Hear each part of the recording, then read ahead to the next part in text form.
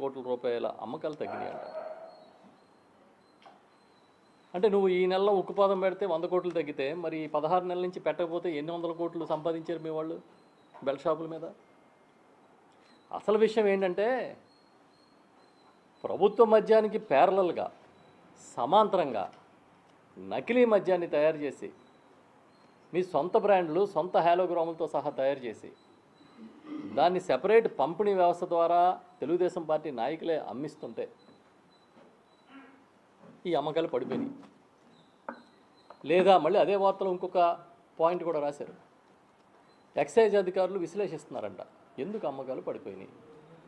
సడన్గా ప్రజలు తాగుడు అలవాటు మానేశారా, లేదా నాటు సారా ఎక్కువ దొరుకుతుందా, లేదా నాన్ డ్యూటీ పెయిడ్ లిక్కరు పన్ను చెల్లించకుండా ఇతర ప్రాంతాల నుంచి తెచ్చి దొంగ సరుకు అమ్ముతున్నారా, లేదా మత్తు పదార్థాల గంజాయి లాంటి వాటి వినియోగం పెరిగిపోయిందా, వాటికి ఎక్కువ అలవాటు పడుతున్నారా అని కూడా ఒక విశ్లేషణ జరుగుతుందండి.